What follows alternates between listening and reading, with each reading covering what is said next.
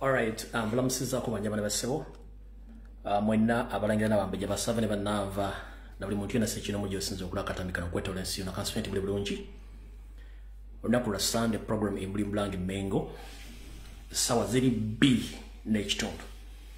Munansonyiwa musolo bimu dakiika 3 agombadde na byencha akwasaganya naye nga ntukiriza obudde nga bana basajja kubizinyiza kawunja ku bantu mbudde. Era nze nzuyo nga bijjo soka babuza ko mwenna gye muwanga ne besiyo na bakweta olensi na balamusiza ko mwenna ba comrade constituent buli bulungi. Abali mu America balamusiza ku kibuga n'essaza, abali mu Canada ku kibuga n'essaza. Abali mbongeza ku kibuga n'essaza, abali kusamazinga balamusiza ko buli nsi n'ekibuga n'essaza mwoli. Abali kusamazinga wa Asia balamusiza ko abali kusamazinga Middle East balamusiza ko buli kibuga n'ensi mwoli constituent buli bulungi. Ngoli mu Middle East webale kola webale kwebereramu nabali kusamazinga Africa balamusiza ko buli nsi mwoli mwagenda kuno ekigula magali ndi constituent buli bulungi webale kola webale kwebereramu nange bwentyo ndi bulungi nzize Rensonga nabasubiza nja kula kusabiri naye nzize mwenda kika 3 kikerezi so saba kunsonyola obudobwe ne tugera kuyita mu wangu speed ya iriri bwe malubabu zaka bali kusamazinga wa Africa mbanjirekede wa kambu Uganda balamusiza ko banyabana basebo mwenna abalangirira ambeje basava ne banava constituent buli bulungi ababulu wakabako busanga mu Uganda, mu Buganda, mu Busoga, mu Bumambuka, mu Buchika ndi Buchika kono saako mu Kampala mu kono wa Kiso n'entebe na buli omu gyesizo kula katambika no constituent buli bulungi we bale kola. No Rensonga eyo ngenda kusapota mbuza katambika no mu ngeri yona esoboka. Nkusapota mbuza katambika no mu ngeri yona esoboka. Rensonga anti Facebook si ya jajjao, si ya nyoko, si ya kitao, si yani. Bwokusaasanya n'ogaba no sharing ate kinde kikujjako.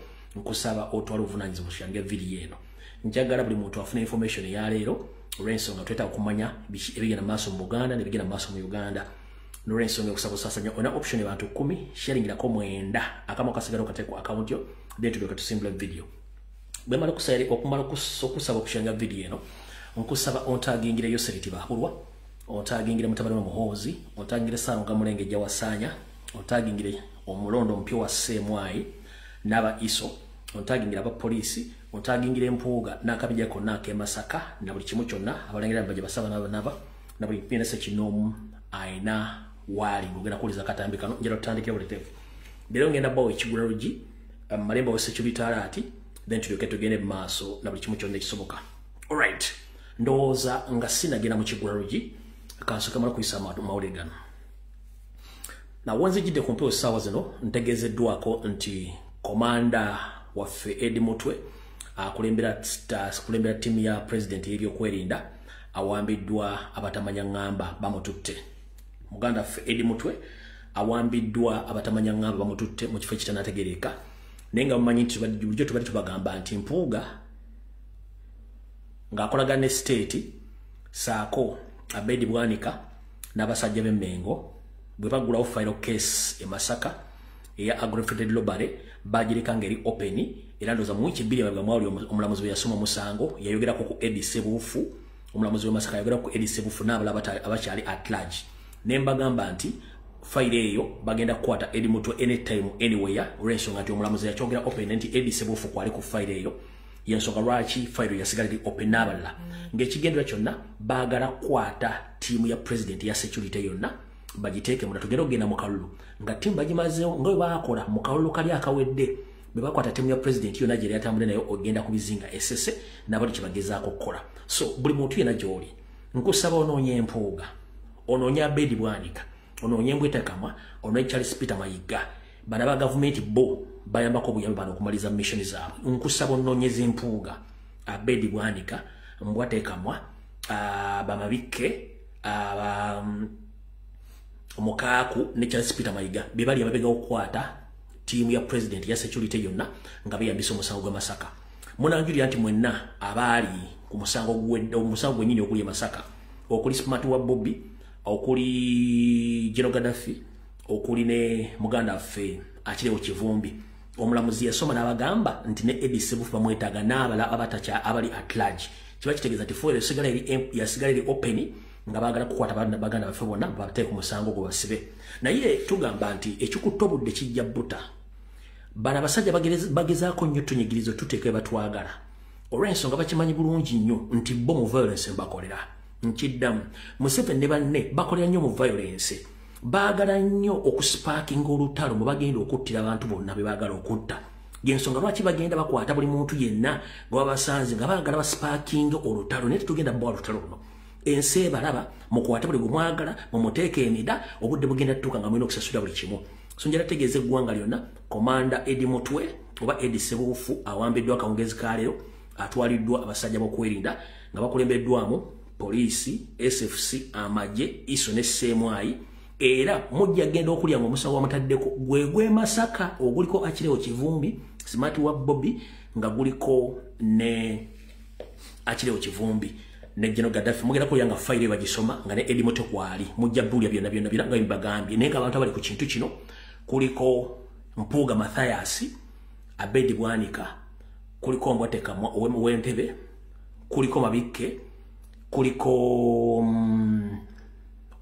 Mbwateka Wentebe kuliko Maigane kwali ku bantu abagula file kuba nti bebuzabuza nenga bakulu abamami file bagala kwata timu ya president ya security bagitwale bakoleki babasibe tugenda tuka mu kalonga twali muntu n'omu naye luyagaliza mu kakitalo kitano ko kyona mu kikole mujja kifunamu katugenda kuyita mbwangu olw'ensonga nti obudde tulina butono nnyo njala kusooka kuyisaawo ekigwero gikyalero bwe tuva mu kigwero gikyalero then kyokka tugenda ku video yatuleese.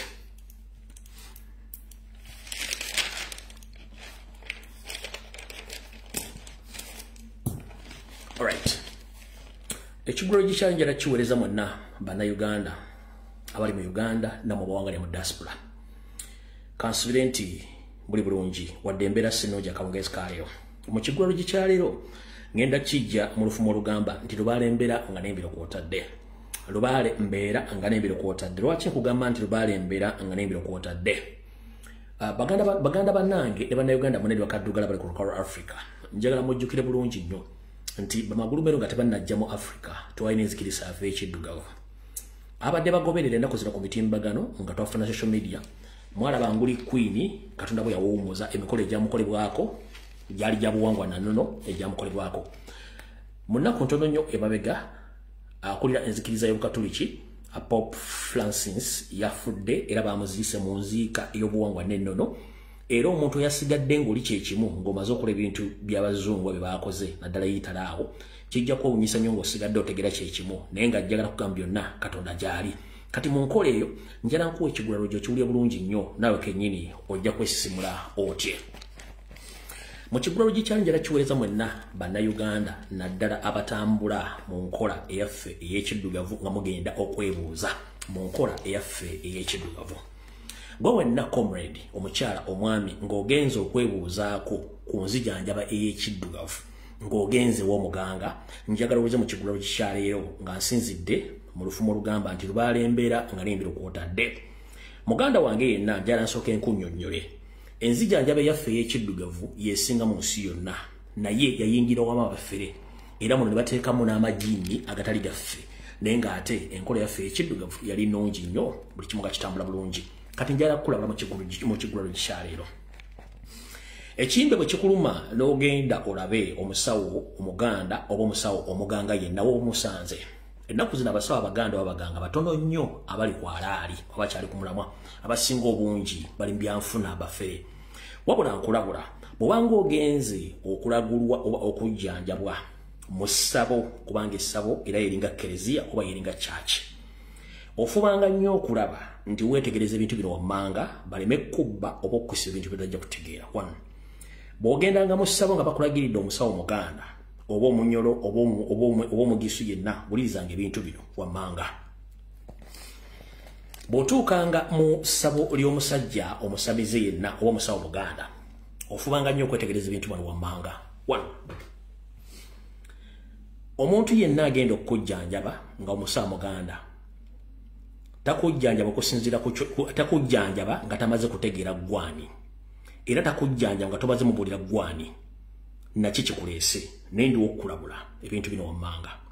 Ebiseera ebisinga omusawo omuganda oyo okujjanjabwa atulibwako empewo ne zimubuulira ne zimutuulako ne zoogera. Kati njala nsooka enkunnyonnyole bw'otuukanga mu ssabo n'osinkana omusajja omulubaale w'omukazi omulubaale n'ayambala bulungi nnyo olubugo lwe n'akoleza emmindi ye bulungi nnyo n'akoola empewo nejja neemutuulako omuntu emala omutulako netandika okwogera bwetandika okwogera ye gwebetuddeko oyo omulubale gwogenzeeko essaawa eyo si yabayogera era abatategeera kati ebigambo byonna ebiva mu ye nga biva mu mpewo eyo byolina okuteeka mu bwongo gwe ng'omuntu nkiddamu omusawo gw'oba ogenzeko omuganda oba mukazi omusajja kasita yambale olubugo lwe oba nayambala ekkanzu y'enjeru n'akwata emmiri n'akoleza taaba n'ayita empewo n'emutula ku mutwe si yabayogera empewo yebeeyogera wabula omusajja oba omukazi abatuliddwako empewo ebigambo byayogera tebiba bya mpewo era gwatuddawo gwe bazze okujjanjaba olina obiteeka mu mutwe n'okumanya lwaki kubanga empewo bwe mwamukako ye omuntu addayo mu buntu bwe bwa bulijjo era n'akubuuza jjajja agambye eki kati gw'onnyonnyola omusawo oli empewo kyekugambye era by'omuddamu naye n'akola ki kyagenda okuzzaako wabula singa omusawo oyo empewo omulange mwamuseeko n'atandika okwogera ebigambo byebimugwe nga omusawo singa takubuuza mpewo byeyogedde ye n'atandika okwogera ebigambo empewo byo tannayogera oba n'agezaako okwogera ebigambo byennyini empewo byeyogedde nkosa muganda wange dduka nga nabo gye simufungize omuntu oyo atuliddwako empewo si yabayogera empewo ze ziba zoogera era empewo bwe zimwamukako yakugamba nti owaaye bajjajja bagambye eki n'olyoka omuddamu bajjajja bagambye wabula ye empewo bw'agga nti empewo emwamuseeko n'ayogera ebigambo byennyini empewo bwe zibadde zimwogererako dduka oyo mufere nkiddamu dduka oyo mufere abadde taliiko mpewo ebigambo yabyebiyirizza n'abikugamba awo otegedde obulungi ekyokubiri bw'obanga otuusewo omuganga oba omusawo omuganda yenna gy'oba ogenze n'ajjayo omweso gwe omuganda oba n'addayo eddiiro n'alyala awo n'atandika okukwata mu nsimbi ng'atandise okukulagula fuba nnyo okulaba ng'omuntu oyo ensimbi zaali mu kwanja n'okukebera weegendereza nnyo ebigambo byakubuuza ne byogera abasawo abafere basinzira nnyo ku kigambo kyakubuuzizza n'alyoka akikyusakyusa ye n'akola kyayagala ofubanga nnyo okwekengera omweso ogwo ng'omusajja omuganga agwanjadde atandise okukwata mu nsimbi azikasuka atandika ozikunyonyola weegendereza nnyo abasawo abafera basinga obungi emboozi bw'otuuka mu ssabo nga tannalinyulwako na mpewo yatandika emboozi n'atandika okukubuuza ebigambo byassa mu mutwe kati agenda okukwata mu mweso guli aba azanyira ku bigo byennyini by'omugambye aba tagenda kujjanjaba kuba amanyi olwedde ekyakuleese so nga ate omuntu omusajja oli bw'akwata mu mweso ng'aliko empewo buli mpiki zasitula oba buli nsimbi zasitula nga azanjala ziba zimu ekyokukola nga sigwa okimugambye wabula bw'asinzira ku by'omugambye amannya go gy'ova famire eyo n'ebizibu by'olina nkugambye edduka nga ne nabo gisimufungize oyo abeera mufere mwegendereze nnyo nga mugenda mu nsonga z'okubajjanjaba eri abaganga njagadde kukomawo saagala balwisaawo njala tugende ku information eyatuleese alright katugende ku security alert tulyoke tusimbule video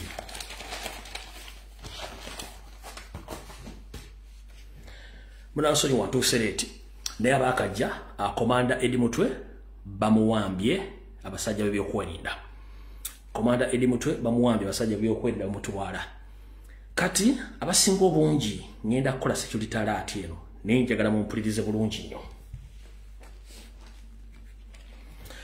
njagala Mr. President ekibiina kya National Platform n'abakulembeze ba National Platform nammwe candidate mwena muwulize bulungi nnyo security alert mwenna ng'omanyi nti oli mukulembeze wa National Platform era ng'omanyi oli candidate ogenda kwesimba mu Uganda wuliriza bulungi nnyo ekibiina kya National Reverse Movement oba National Buzz Movement ekikulemberwa Ssaababbi Ssaabatemu Ssaabawambi Yoseriti Bahabulwa kirina enteekateeka nga bayita mu myuka wa Secretary General w'ekibiina kino omukyala Rosemary Namayanja ng'ono awangaalira Nakaseke Rosemary Namayanja ng'akozesa amaanyi agamuweebwa ekibiina kya National Resistance Movement saako n'ebitongole by'okwerinda biwamba abantu Rose Namayanja yaweeredde ensimbi nawe n'obuyinza okutandika okutondawo obubinja bwe bayita Gaza Rose Namayanja yawereddwa obuyinza okutandika okutonda obubinja bwe bayita Gaza nga bwabayaye nga buno obubinja bugenda kutandika okukuba bakandidati ba National Platform n'abakulembeze ku mikolo gyonna abagenda mu campaign nga kino bagamba kikoze okulwanyisa eggaali eza National Platform oba eza People Power zetwasala abantu bakulyetinge. Era zino eggaali zigenda kubeera mu n'abasajja babyokwerinda nga bali mu ngoye za bulijjo nga batagetinga abaana baffe bonna abagenda okuba mu campaign n'okunoonyeza abakulembeze obululu. So njagala otegeeza Mr. President ekibiina kya National Platform saako ne bakomuli mwe n'abagenda okwesimbawo. Rosemary Namayanja omukyala we Nakaseke ng'ono yamyuka Secretary General w'ekibiina kya National Labour Movement akutegese atandise okulyetinga obubinja bwe bayita Gaza. Group zino za avubuka bakawuula abagenda otandika okukuba bakandidate okutandika okukola effujjo mu kuziika oba ku mbaga oba ku mikolo gyonna kasita kuba kandidate wa National Platform n'okuba olw'okubalemesa okukola emirimu gyabwe saako n'okulwana kwennyini nga bagudde olutalo ku mikolo nga kino bakikola mu baswaze National Platform. Naye njagala basaba omukyalo n'atambula nnyo mu makanisa g'aba Seventh Day Adventist era abeera nnyo mu bitundu by'eruweero. Ngenda basaba bwe kubanga kusaba nga kutereeza eggwanga abantu balina okuvaawo. Rosemary Namayanja wonna w'oli tukooya akamanyiro ku mukazi gwe bw'oba tewazaala mwana katonda kumma omwana naye n'ensonga ki teyakuwa mwana. Abantu b'eruweero mwafiira abantu bammwe emmere zammwe baazirya emmere yammwe baagirya amataka baagatwala. Lwaki ebikennembi bitandika okumanyira bazzukulu ba Buganda nga bisinzira mu Buganda? Simanyi ne gwe kikazi goli Kiganda. I doubt whether Rose Namayanja oli mukyala Muganda omutima gw'olina. Mu bantu b'eruweero abaana b'eruweero munoonye ekikazi eki Rosemary Namayanja kyakasimatuka accident bbiri naye kiganya okufa. Njagala mukisanga mu kijjemu amannyo ekikazi kya NRM ki Deputy Secretary General kikulyetinze mu Gaza groups ezigenda okuba abaana ba National Platform bakulembeze okwetoola eggwanga lyonna. Ekyo nakyo Secretariat mugitegedde. Kangende ku yokubiri. Secretariat yokubiri njala tegeeza mwenna bannayuganda mumpuliriza bulungi nnyo mu Secretariat yokubiri. Nabagambe ku lunaku olwokutaano ngenda kujja ne video yalwe egenda kubeera mu nkambwe mu nnyo naye saagala nnyo kuleekaana nammwe.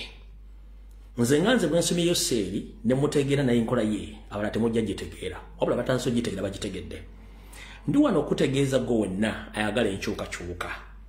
Naawe munnaddiini mu ndabya ya busuubuzi naawe omuntu yenna ayagala enkyukakyuka ng'oli Muganda oba ng'oli Munnayuganda wuliriza ebigambo bino.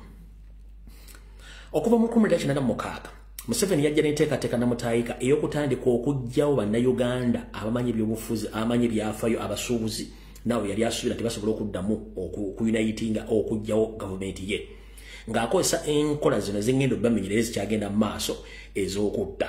Yateekangawo bambega okubega Abaganda n'abantu abamu era mu nkola ze yakola okuggyawo bannayuganda okusinzira ddala Abaganda yakozesanga abakazi Abanyarwanda mu kabinja kaabwe ak'abatemu abalina siriimu ne baagala abasajja Abaganda ne basiiga siriimu. Yakozesanga abasajja Abanyarwanda abalina siriimu ne baganza abakyala abalina mu akasente ebiseera bye basiiga siriimu. Eyo enkola weeri nakati ekyagenda mu maaso. Museveni yakozesa enkola ey'okutega accident ekyagenda mu maaso.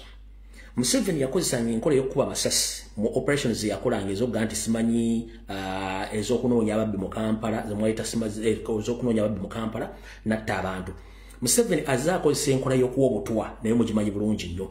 Museveni azze atta abo bonna abantu abakyalina omululu ng'akimanya Abaganda temwagala ng'akozesa enkola ey'okubawa emmotoka zikapyata zino az'obannaddiini azitonera abantu ku mikolo gyabwe n'abantu sekinnoomu n'azibawa naye ng'emmotoka zino zirimu obutwa. Museveni awa obutwa n'agwa Abaganda n'abantu baateesiga ng'agaba ebirabo ze tuyita gifts. Museveni akozesa ensimbi enkalu n'abanyumiza dda envelope ezirimu bubble envelopes zirimu bazita brown bubble envelopes mwe bateeka ssente nga nazo ziri contaminated with the poisons nazo azikozesa. Mbagambye ekya siriimu badde akikozesa okuva mu 1986 n'okutuuka olwaliro akyakirina. Museveni abadde akozesa enkola ey'okutegeka emikolo mu State House Entebbe oba ne Nakasero n'ayita abantu nabo ebyokunywa n'ebyokulya n'abatega obutwa ne bafa mpola mpola nga tebamanyi kikibatta. Kati mbategeeza nti enkola zikyaliwo mwegendeze nnyo kwa Museveni tabaagalangako ezo ze Secretariat nga nkyazifundikira. Abasinga obungi akantu ka Sheikh Muzaata temwakamalaayo. Ono ye Sheikh Ndirangwa bw'afaana mwenna abadde bajja bangoberera ndalabula Sheikh Ndirangwa nga bakamala okulya olukwe mu Sheikh Nuhu Muzaata batte ne mugamba Sheikh Ndirangwa mukutesereza Museveni ne mmotoka za Museveni nga mbazo kwayo Sheikh Nuhu Muzaata batte ne mugambe emmotoka gye bakuwalite tegenda kumala na mwaka mulamba ng'emmotoka yennyini tekusse n'abalala olwalibwa omusajja ono weewuunya ekimulya era bwe nafulumya information eno kyawaliza jjajjaffe Kasimu Nakibinge ejja Obwisiraamu n'akola lishafu ekibuli atwala abantu bangi nnyo abalimaze okulya mu Sheikh Nuhu Muzaata batte olukwe nga bafunye ensimbi. Njagala mutundi omusajja ono nze buli muntu gwendabula be very careful okujja obaga ebigawo bino bankutta obuvunazi obungi nnyo n'okwessa mu bulabe okuba buli ebintu bino ono bw'ati bwafaanana. Abambika be bamanyi naye nze Ndirangwa nkyali mulamu alhamdulillah. Laba omulamu neewuunya abantu gye bajja ebigambo abatakulambulangako. Laba omulamu abatamanyi we walwalira. Laba omulamu abatamanyi gy'oli ne bakwata time ne baddaawo n'ebigambo byabwe ne baga nti tubika omuntu. Laba omulamu bannaaye aba social media mukola omulimu mulungi tugwagala era mwebale nnyo mwebalire ddala. Oyo sigenda mulwako kati mwenna abasinga obungi temwamanya statement ya Sheikh Nuhu Muzaata batte gye yakola. Olwaliro kankuzanyira akazambi kano nga nfundikira security alert ne tulyoke tusembule video. Ezo ziwangalirako n'empologoma naye empologoma yali ekonvisinga yamatiza ente enzirugavu n'ey'ebitanga ne baga nti ekikala kino ekyakitaka kirabika bubi kiyinza ne tuleetera ebisibu n'abalawe ne batugwako tukijjewo ne bukeera ku makyanga balidde ekitaka ne bamulya ne bamumalawo ne basigalako basatu ne basala olumbajo zonna ku lumu ne baga nti ono omuddugavu ekiddugavu ekyo kirabika bulala tukirye ne bakirya. Wallahi ekyasigalira yentege esigaddeko emu n'empologoma yamala n'enjala ejulumye bulungi ne yeeyayuuya nemuga nti gwe ngenda kulya ekyemisana insha Allah. Ente yatunula eno netunula n'eno nga terabayo ayamba nega nti ukiritu nalimbwa olunaku lwe baalya bannange saakimanya natwalanga amawulire nakkiriziganyanga ne wampologoma kumbe nange ateekateeka kundya mutwale amawulire naye bajja balya mukole obwambega nammwe bajja balya bajja kukakasa nti bano bamuzaata abakuba ekkerere baweddewo kaakati mmwe mugamba ki wallahi bajja balya.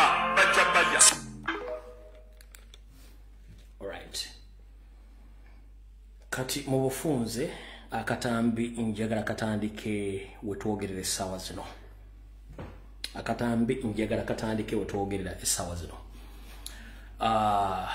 Ssaabasajja Kabaka alabiseeko ndowooza ku luguudo lw'Entebbe okwo siimi n'afulumako eddakiika ebadde emu ne seconds 15 okubuuza ku bantu be naye njala mwetegereza akatambi kano mwongere okusabira Ssaabasajja Kabaka. Ssaabasajja Kabaka abadde ndowooza ava Ntebe aina wayimiriddeko abasinga obungi location eno mujja gitegereza okuba nga Ntebe Road nayimirirako abuuze ku bantu be naye nga nabagamba bamukolako operation akyalimu obuvune naye nga tumwongere omusabira olwaliro abadde alina gy'ava n'abuuza ku bantu be.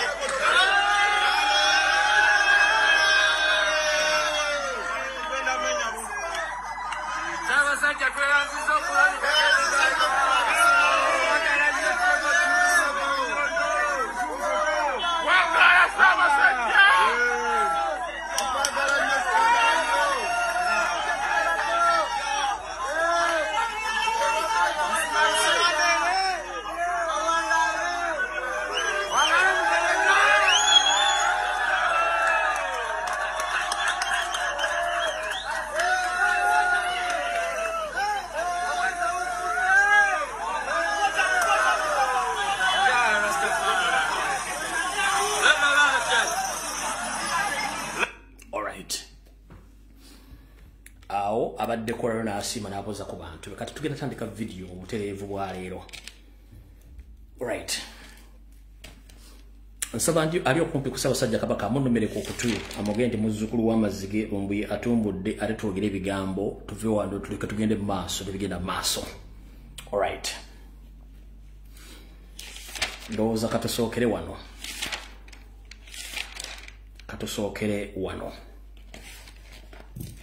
Kansulenti wasanya kawo Charles Peter Mayiga Ssaalongo Gamulengejja atumbudde. Alright. Mulabyeko obutambi badde butambula ku social media nga Gamulengejja akookamukko. Gamulengejja manyi kuno kwoli. Ssaabasajja Kabaka yakusaba Ddamula enoogano gizaayo. Naye ngambo jagizaayo osaaga. Kantegeeza Abaganda bali bulungi nnyo. Olunaku lwajjo nga ennaku zomwe zabadde 26 olunaku lwadde lwa 6 awasanya kawo Charles Peter Mayiga yategese akabaga maka ga mwanyi naye gaayita gage erweza muno n'ajaguza olw'okuweza emyaka ndowooza 10 n'omusobyo era n'abanga ali kapate akasiibula baakolaganye nabo bamafi Mengo saako n'emikwano gye abooluganda n'abasobodde okujja kapata ako erweza nenga agomunda galaga nti alingi abadde asiibula abantu abolw'ensonga pressure emuyitiriddeko emugamba nti azeeyo Ddamula oba annyuka Obuganda. Yensonga lwaki alina ku pressure okukyusakyusa bakulembeze mu bitongole bya Kabaka asobole okuleka abantu banaamukola emirimu gy'okubega n'okukyankalanya Obuganda. Naye nga mu nkola ey'okuba nti yatadde akabaga ewuwe okwekujaguza n'okuba nga asiibula bino bonna mujja bitegerera oluvannyuma naye nga yabadde mu maka ge erweza olunaku lwajjo lw'omukaaga ng'ataddeyo akabaga okuba nga asiibula abantu be saako nabo bonna abembereddewo okukola emivuyo gy'okukyankalanya Obuganda mu ngeri esoboka. Wabula mu nkola y'emu amaloboozi gatandise okutambula mu nkuubo. Abaana abamuyita kkojja nkiddamu abaana bamuyita kkojja abamwannyina gwe nabagamba eyafa n'atwala ennyumba ye ey'erweza. Abaana bano batabukidde wasanya kawo Charles Peter Mayiga nga bamugamba twagala ennyumba ya nnyaffe kubanga tukulesemu ebbanga tukulesemu ngeri gyali ofuuse Katikkiro ntukulemukomu otandika okubeera Katikkiro bw'ona omala ogiveemu. Wasanya kawo Charles Peter Mayiga abaana bamugamba ave mu nnyumba ya nnyaabwe ey'erweza gy'agamba nti yagizimba. Wasanya agufudde muze gwa kutiisatiisa abaana bamwannyina nti tebajja musobola muleke nga ndi wano bategeeza ennyumba ey'erweza mwasula si ye ya mwannyina yali akole Makerere ate Fulonasa bwe yatta Museveni kennyini gwe yettira ennyumba eno gye n'asalawo giwamba n'agikolako renovation n'egyongerako kati ge maka gaali mu nnyumba teyali ye. Kati abaana ba mwannyina abamuyita kkojja bamugamba tuvire mu nnyumba ya nnyaffe ne Mayiga abatiisatiisa olwa state gy'alina n'amaanyi okuba nti alemera mu nju y'omukazi oyo naye nga abaana bakutte wansi ne waggulu nga baagala ennyumba yaabwe agibaddize nga ne Nabugi simufungize. Alright. Kati nsaba kuluma kutukwa Ssaabasajja Kabaka Ronald Muwenda Mutebi okubiri kwonna wooli taata nkusaba mpuliriza ebigambo bino bulungi nnyo tutandike emboozi y'akatambi akaaliro. Ssaabasajja Kabaka wonna wooli nsaba okukuloopera nti abatamanya ngamba tebatudde mu nkola gyebadde nkulooperanga ey'akalulu kalenzi. Gye bufudde katono nga bwawandika ekiwandiiko Namutayi Kanoogoba eyayita Omumbejja Namikka abadde akulira amasiro g'e Kasubi nga nalinya amasiro g'e Kasubi. Omukyalo ono naye tatudde. Jjukira nti waliwo n'omwami gwe bayita Bbanda naye yeeyita Mulangira naye nga bonna abantu bano nsowole kubanga bonna bano Namikka ne Bbanda okusinziira ku kunoonyeza kwange bonna bantu beddira Mamba si Balangira omu si Mulangira omu si Mumbejja. Ssaabasajja Kabaka nsaba okukuloopera okutegeeza nti ebintu bye mbadde nkulooperanga ebyakalulu kalenzi ebadde bikolwa mu masiro e Kasubi wattu ndowooza byakwatibwa ne mugibwamu wabula baleeseyo ebipya kankuloopere gw'olimanya ky'onompa. Olunaku ndowooza lwadde lwako 5 saako n'omukaaga mukyala Namikka ono saako yeeyita Omulangira Bbanda bombi bano abeeyita Abalangira nga teba Mamba munnange bombi baasituse ne bagenda ku muganga naye ng'omuganga ono asoma Kuruhani ne oba omusomi w'ekitabo naye ng'ate n'omudagala agulina ogw'okuyenga. Namikka ne munne nga bagamba nti tebatojja kubagoba mu ngeri eyo bajja kulemerako mpaka kuwulira bubi nga bwe njogera ennaku zino. Ssaabasajja Kabaka nkuloopera abantu bano babiri basuse ne bagenda Kalamba mu Butambala ewo omusomi w'edduwa oba omukubi w'ekitabo ono n'abawa omudagala saako n'okulomba edduwa v'omwange etagenda kulekawo nti oveewo kubanga bo si beetegefu okuva mu maaso ga Bassekabaka n'okulekawo ng'oli mulamu. Ssaabasajja Kabaka njagadde okukulopera ensonga eyo obeere mwetegefu otegere nti omulagala gwakomyewo saako n'abasajja n'oyo omusajja Bbanda abagenze e Kalamba mu Butambala. Omusajja omusomi w'edduwa oba omukubi w'ekitabo nga neesemulogo mulwadde ne bafuna n'omulagalo guleeta okuddamu okugusimba mu masiro Kasubi basalewo okusibaga era oveewo. Abantu abo nabo nsabo batunulemu kubanga nabo bafuuse kizibu eri obulamu bw'osaako n'Obuganda. Era Ssaabasajja Kabaka nsaba okukulopera era oyo eyeyita oyo omulangira kennyini waliwo n'omulangira omulala eyefudde nampulira zibye. Ssaabasajja Kabaka era asaba okukulopera omulangira eyeyita omulangira naye ng'ate yandibanga mulangira kuba ennaku zino ebikolwa bibakola tubibuusabuusa okuba nti balangira bennyini. Omulangira w'Ewawinyi gwe bayita Edi Basajja Nsolo. Ssaabasajja Kabaka omulangira ono afuukidde olulyo olulangira n'ebifo eby'enkizo eby'obulangira ebya Buganda ezzike. Omwami ono atunze amataka ag'embiri agasinga obungi saako n'okufutubbala ku mbiri ezisinga obungi n'okutunda amataka gaazo nga yeyambibwako Wasanja Charles Peter Mayiga. Ono gwe yawa yafeesi ku Bulange Mmengo kwali kwakakabiza emirimu n'okunoonya abagozi b'amataka n'okufuna obuyinza okuba nti babujja mu gavumenti okontrolinga cultural sites ddala embiri n'amasiro g'Obwakabaka gonna agali mu Buganda naddala nga galiko amataka agaafikkira. Ssaabasajja Kabaka omwami ono engeri gy'afutubbala ng'atudde mu Bulange Mmengo, omwami ono buli lubiri lwonna lw'aba yawamba ng'alunako obuvunaanyizibwa. Omuntu yenna kaaberenga mulangira omumbejja ng'ayagala okugenda kukola ku nsonga ze bw'oba tonatuuka mu yafeesi ye tosobola kgendayo era omuteemwa gw'ensimbi gw'ayagala giri wakati w'emitwalo 2 kukkiriza okugenda kukolayo emikolo gyo bwe kiba si kyekyo takukkiriza olw'ensonga nti yawamba obuyinza bw'embiri ezisinga obungi nga bakolagana ne Mayiga okutunda amataka gonna y'ensonga lwaki yamuleeta ne Mmengo Bulange okuba nti atuulaawo okucunya buli muntu yenna eyandibadde asobola okgendayo era nga bw'ogendayo nga tofunye lukusa gy'ali ow'embuya yakuyitako basina kindi oyinza okumekereza ng'oli mabega wa mitayimbwa nga bakututte ku poliisi okusiba. Ssaabasajja Kabaka era nsaba okukulopera omulangira oyo Edi Basajja Nsolo ono era yatunda amataka agamwanga n'ebintu bye ebisangibwa e Kakomero era ono n'atwala buli kintu kyonna ebintu byonna ssaako n'amataka aga Ssekabaka Kiggala nga akozesa olukujjukujju n'obuyinza obumuwera Mayiga okuba nti atwala ebintu bino. Abantu bonna baali bavunaanyizibwa ku nsonga z'olubiri luno n'ebifo bino bonna abagobawo n'abagoba n'asigazaawo ye kennyini n'abamukkiririzaamu okuba nti atunda ebifo bino omwami oyo. Y'ensonga lwaki ennaku zino ebifo ebisinga obungi bya Buganda bitundiddwa olw'abantu b'enkumenyedde waggulu awo.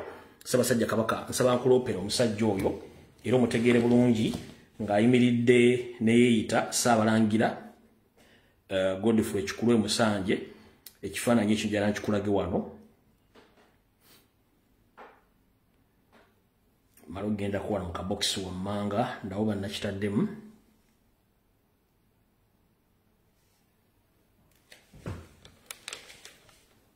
Yoyo omwami yoyo kennyini omwami gwenjogerako waggulu awo ono emulangira Ssaabalangira Godfrey Kikulwe ono ye mwami gwenjogererako ddala akola obuvuyo bw'okutunda buli kimu ekyetaagisa okutunda ng'ayambibwako Ssaalonga Mulengejja Wasanja Kalooli.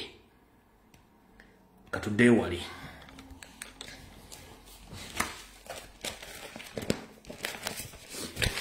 Ssaabasajja Kabaka era nsaba okukulopera bwe twali tukuba wano enduulu wanga mujje nga bakuwaŋŋangusizza okutwala e Namibia gye baali baagala okusiza omukono bayiseewo ebyabwe. Gurupu ekulemberwa David Wasajja, Sara Kagere ne Agnes Naabalugwa ssaako ne bamafiya bali e Mmengo ssaako n'omukulu oyo eyita Ssaabalangira Godfrey Musanje Chikulwe bano bennyini bibali mu lukwe olwabuzabuzanga abaganda n'obbalaga nti buli kimu kitegese buli kimu kirungi nga ensibu yandiyagadde ekirabe naye nga ate bisinga obungi bikyamu. Ssaabasajja Kabaka nsaba okuloopera nti abalangira ab'emituba we twabangiza ennyo mu biseera nga bakuwaŋŋangusizza abalangira bano munnange abamu baatuuzanga enkiiko okwogera ku nsonga ezikwatagana ku Buganda naye ng'ono Ssaabalangira Godfrey Chikulwe ye teyatuulanga mu nkiiko zino era teyazeetabangamu.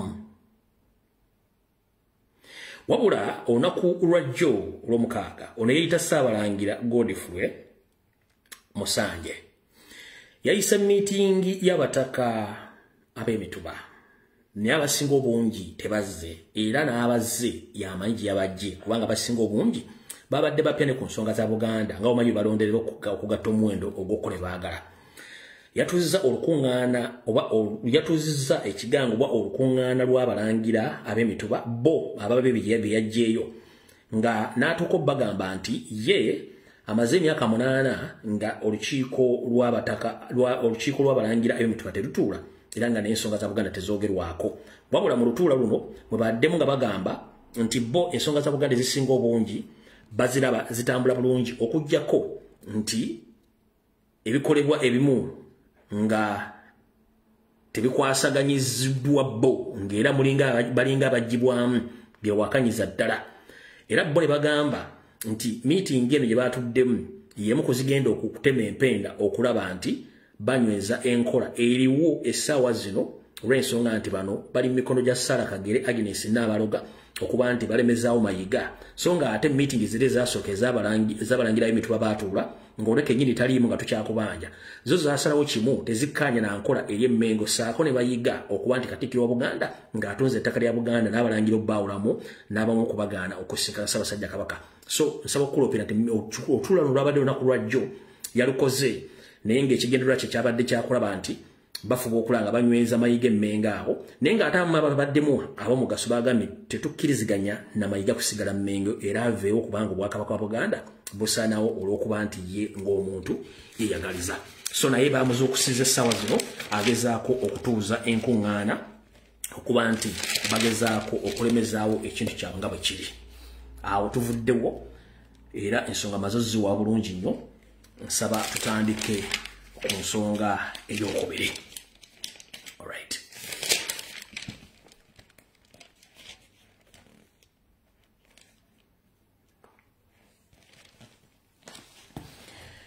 Ku lunaku olw'okutaano nabagamba ngenda kukola puroguramu y'oku Sande ejja kuba nzibu nnyo tojja gitegeera naye nsaba mumpe obudde n'amatu muwulirize ensonga zino bulungi nnyo.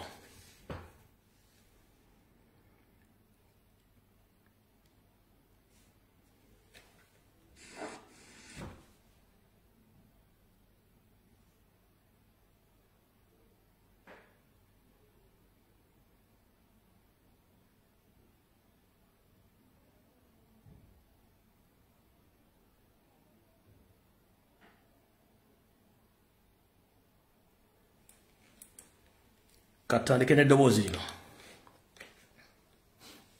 Talking Baganda. You know he's an enemy of Baganda, number one. And secondly, an enemy of Uganda and an enemy of Africa. And we shall crush those enemies as we have done in the past. Yeah. You preach your nonsense, we shall answer you by word. And if you go beyond word and want something else, you will also get it. This is not the first time. We have had this before. We have had this before. Because we had groups. Otherwise, why do Uganda have problems? Bantus against Nilotics. Nilotics against Bantu. These were the rubbish of 1966. That there is a conflict between Bantu and Nilotics and Matesa, Ivinjira, the other group, for the Bantus against Obote and for the Nilotics.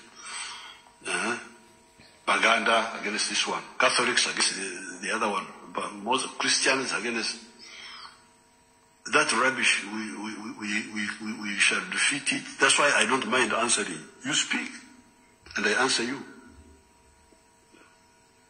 and people can listen. I'm very confident of my answers.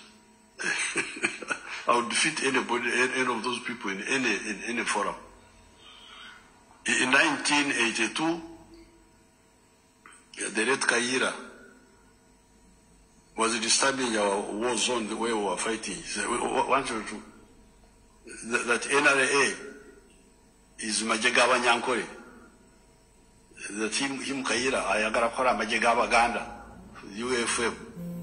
So we said, okay, you go and fight on your own, don't come to our area. You go and fight as Baganda. War is not food. The Wanyankore have a proverb, say, and you create a ranch. When you are making a lamb for food, you make a small one, so that people don't come and finish the food. But when you are making for war, you make a big one, so that more people come. So Kaira thought war was food. She said, as Baganda, why do you want to monopolize a war? A war is very, very, very costly. You should call more people to come. But when he came to our Chikunyi conference, we called our villagers who were predominantly Baganda. And we said, okay, you say what you are saying. He tried to convince them. And we answered him. And the villagers said, Msajon, I end up to later Akavi. This man is very dangerous because there's problems. So the villagers rejected. So I am ready for the debate with the sectarians. The other day I was in the social media with them. I don't know how far it has gone. Now I would check. It's not just enough to shut them up. All right. It's not the matter of talking and shut them up. You have to act. Akatandika tandise mu kitundu ky'okubiri. Nsaba okuluma kutuka Ssaabasajja Kabaka n'okumulopera ensonga zino wammanga saako nammwe mwenna Bannayuganda saako n'Abaganda mwenna mumpulize bulungi nnyo. Nga mumuggyeko kye mumanyi eky'ebyobufuzi kye mulaba kye muyita politics waliwo ensonga endala enneekusifu kye bayita occupation. Ng'oggyeko 250 master plan mwena gye mumanyi gye babasomera waliwo ekirala ekikusifu eky'okutwala eggwanga Uganda nga Uganda ye Nasalebedi ey'abasajja Abanyarwanda. Kyatandika kitya? Kankunnyonnyola osanga onootegeera bulungi nnyo. Wattu ebyafaayo eby'abasajja bano bajja balina 250 master plan nga balina ne blueprint eya plan yaabwe bagenda okutwekenga over eggwanga n'okutenga over bannansi bonna abalirimu silently nga teri bakuba ku mukono. Mbategeeza nti okuva mu 1980 mpaka ku 86 tuyingire 94 ne bawanga olutalo lw'e Rwanda, Uganda lwe yava mu mikono gy'Abannayuganda n'efuuka nsi y'Abanyarwanda nkiddamu. Okuva ku lutalo lwa 80 ne bayingira 86 ne bawangula, Uganda lwe yava mu mikono gy'Abannayuganda n'efuuka nsi y'Abanyarwanda, si y'Abanyankole. Si y'Abanyankole. Edda nga Museveni yakawamba twabeeranga nnyo nga tulowooza nti abatutta batuwamba basula eggwanga Banyankole. That was wrong. Kyali kikyamu. Wabula kano ke kabinja k'Abanyarwanda abajja obuzzi lindako. Waliwo Abanyarwanda abajja mu myaka gy'abajjajjaffe nga weebali. Tebalina buzibu, baafuna ebika, baafuna buli kimu, ne Rwanda tebamanyiiyo, saako n'abaana baabwe n'abazzukulu. Abo si Banyarwanda be njogerako. Njogera ku Banyarwanda abazze obuzibu basombye kuva e Rwanda nga bazze ku lwa Museveni, nga ne Museveni kennyini yabakulira. Omunyarwanda gwe awulira ng'olumiddwa nga njogedde ku Banyarwanda nga soogedde ku kategori z'Abanyarwanda, njagala owulize statement yange bulungi ebintu bye ngenda okwogera olwaleero. Soogera ku Munyarwanda yava mu genocide y'e Rwanda ng'Obwakabaka bukyali e Rwanda. Soogera ku Munyarwanda yajja n'afuuka Munnayuganda n'awasa n'azaala nga n'amanya naga Kiganda era tana buzibu na Uganda. Oyo si gwe gwe njogerako. Njogera ku Munyarwanda eyava e Rwanda nga zzekolera Museveni ne Museveni waako period. Abasigadde sina buzibu namwe. Buli muntu yenna twatuuka ngati abanyankole batufukidde kizibu kumbe si banyankole kano ke kabinja ka Museveni ak'abanyarwanda abatono olutalo bwe lwawangulwa mu 1996 ensi yaffe Uganda netuva mu ngalo newambibwa akabinja k'abanyarwanda so si banyarwanda bonna akabinja k'abanyarwanda bakulembera Museveni n'abo abayingidde yenjagala mbeere kkirya olutalo lwa 1996 mumala okuwangulwa blueprint etandika va ku 50 ya Twist Master Plan blueprint etandika slowly etya tugenze maaso mu lutalo lwennyini nga luli erweero buli baamalanga okuwamba buli muganda yenna yasaanyibwa nga yanyigibwanga bwenyigibwa n'atipwa n'amataka ne bagatwala yeyo katokolido gyolaba nti eri empty occupied by the Banyarwanda abeyita abalaalo blueprint olutalo lwe luggwa bwe luti mu 1996 baatandikirawo mbulaga okutandika okutirimbula buli muganda yenna yali ayinawo akakwate ku magye ng'abaali basinga okumutawanya n'okumulya obwongo mwe mwali omugenzi Dr. Andrew Tankome Kayiira Museveni ne banne baatula bagamba we can't take over this country when Dr. Andrew Tankome Kayiira is still alive and kicking ekyo ne bakisalawo ne bakozesa abasajja baabwe ne bajjawo Dr. Andrew Tankome Kayiira ne bamutta era ne batula bagamba we can't take over this country when Sserwanga Lwanga is still alive and kicking ne bamusetting omukazi omunyarwanda yali omulwadde wa siriimu n'abale bakubanga ensi mu Republican House awo ku Bulange Mengo abasinga obungi babasiga Sirimba Dragon Nyanzi baani bonna bomanya abaganda basinga obungi n'abajjawo bwe bamala okujja betuyita Hardward Generals omuli Sserwanga Lwanga ne Dr. Andrew Tankome Kayiira baani abaali mu kutta Dr. Andrew Tankome Kayiira amanya gonna gengenda okusoma agamu gaaliyo physically amala gaali ku command post kubasiima nga batudde bawereza order amanya gengenda okusomera bonna beetaba mu kutta Dr. Andrew Tankome Kayiira kuliko Paul Kagame Frederick Rejema Salim Saleh Yosef Tebahabulwa Tumwine omugenzi Kasirye Gwanga bamukozesanga omubezi eyali abega Dr. Andrew Tankome Kayiira okumanya biki byakola nete yamanya mission yali wentuufu yali yakutta Dr. Andrew Tankome Kayiira yagimanya bamaze munyiga kwaliko omugenzi Kazini kwaliko Captain Kamarade kwaliko omusajja gwe bayitanga Mapenzi kwaliko omusajja gwe bayitanga Gaira kwaliko Pecos Kuteesa ne Zindana gemanya agaali mu lukolo okutani Dr. Andrew Tankome Kayiira bwe bamala okutta Dr. Andrew Tankome Kayiira Yosef Tibahabulwa ng'akozesa enkola ye ey'ekiyaaye wattu abantu batandika okwekubaganya ku nfa ya Kayiira yagezaako nnyo okwekwasaganya bayite ekitongole kya Scotland Yard okuva e Bungereza kijja kikola okunoonyereza ku bantu abajja kitongole kya Scotland Yard okujja okunoonyereza enfa Dr. Andrew Tankome Kayiira Yoseri yafunako omukubbo n'abawo ekittavu kya kitundu kya kakadde aka paundi gyemitwalo 5 egya paundi obutafulumya lipooti ya Andrew Tankome Kayiira enfa gye yafamu kubanga ajjo abatufu bagamba nti lipooti yamalirize ekola ng'egamba nti abatta Dr. Andrew Tankome Kayiira bakomekeza wali mu Lubiri Mengo ngate biseera ebyo olubiri ne Basima House kyali kibawula kyali kitundu kya kilomita yokka nenga ate bakomekereza nga abasi bali mu Lubiri Mengo nenga ono mu ku bantu abajja ba Scotland Yard yawebwa emitwalo 5 egya pound mu biseera ebyo sente zaali mpitirivu nnyo kyobola Scotland Yard tesobola kufuna report okujonga Museveni avuddeko ekyo mukitegedde bulungi nnyo tugenze maaso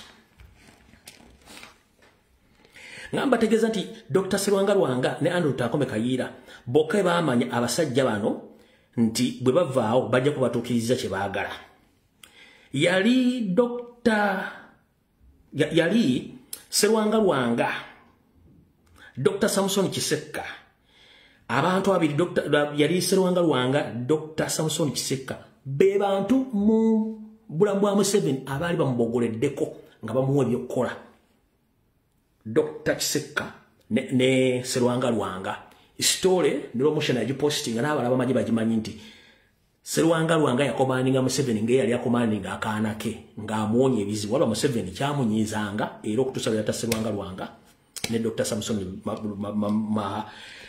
babi mu Kiseka n'abatta Museveni yagenda maaso n'entegeka ye ey'okukola by'alina okukola byebiriwa ekisookera ddala basooka ne bateekawo enteekateeka ey'okusonda ensimbi ezaali zirina okutwala olutabaalo okulutwala e Rwanda mu 1994 wakava emyaka emeka va ku 96 kamala okukubaliramu wano kitono nnyo lindako wano mala okukubaliramu wano katono nnyo 94 minus 1986 basonda ensimbi okumala emyaka 8 ez'okutwala olutale Rwanda era ensimbi zasondebwa oluvannyuma ne basindika Fred Regima ogende Rwanda akola omulimu gw'okuwamba eggwanga eryo okuva mu 94 bwe bamala okutwala eggwanga lya Rwanda Uganda yafuuka nasale bed bwefuuka nasale bed ng'ensimbi zonna n'ebikolebwa byonna e Rwanda byonna biva Uganda mumpulya bulungi nnyo ng'ebitundu byonna ebitundu 80 ku buli 100 essente ezaali zifandinga Rwanda n'okutuuka olwalo zaali ziva Uganda mugenda kuwulira bulungi nnyo mujja kutegeera kati mu nkola ey'okuba nti baagala kuggyawo eggwanga Uganda balisikize ne bye baagala okukola wano wagenda okuyera okukomba essowaani abasajja bonna abadde by'obufuzi babadde bazanyireyo seri omweso ng'ensi temanyi abeeyita buludde oluvuganya okutuuka gy'olyabalamu Robert Kyagulanyi Ssentamu Lwazze ne social media nejja n'eryoka exposinga Museveni ne gavumenti ya Rwanda wena bagambidde ku Lwokutaano olutalo tetulwana nti tulwana Uganda yokka tulwana ensezi bbiri ndi wano bategeeza tulwana ensi mmeka tulwana ensi bbiri kino Museveni kigenda mwewunya kubanga kibadde kyamake mubadde mukimanyi nti bwe tuba tugenda mu kulonda akalulu ka Uganda ebitundu 7 ku buli 10 kamanagingibwa security operatives aba Rwanda akalulu ka Uganda konna n'okutuuka olwaliro kamanagingibwa security operatives ne backup yonna eba everu e Rwanda yesindika backup okukola buli kimu nakyo mujja kitegeera mpola omanyi mulwawo kutegeera otwogerere essaawa zino okusinziira ku information gye mbagazaringidde gye mugenda okuwulira era njagala mubeere nga mutegeera bulungi nnyo nti Museveni bw'amanya nti Rwanda egenda kubeera backup in case of anything teyakimanya nti wajja kujja omusajja gwe bayita Robert Kyagulanyi Ssentamu ne social media platform okumwambula nti yaanira buli kimu kye bakola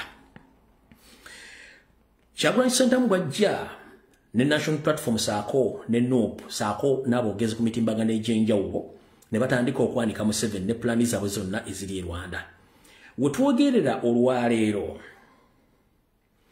njagala bajjukiza musooke mudzeyo akatambi kammwe mujjukire nti baggala boda nti Uganda egadde boda ne Rwanda boda emisana zaali nganzigale naye ng'ekiro boda ziggulibwa ng'emmotoka ez'obusuubuzi ziva e Rwanda ezingire Uganda eziva Uganda ezingire Rwanda n'emmere neeva Uganda agedde Rwanda ekyo bakikolanga kiro wabula emisana nga bakulaga nti nzigale tewali muntu atambula era mujjukire mu process ey'okuba nti bano baagala guluminga mutabani waabwe mwawuliddeko n'akatambi Museveni ng'akayana mbu Ssaabasajja Kabaka yaganda okugenda ku mbaga ya mutabani we eyo Museveni yali apulaninga ekintu kye bayita legitimacy ya muhoozi nti yali agenda kubeera escorted by His Majesty of Kabaka of Buganda amwa legitimacy akatambi ako mwakawuliddeko omanyi mwe muwulira mu video temusooka kukola calculation ya information na kujuwa mawulire matu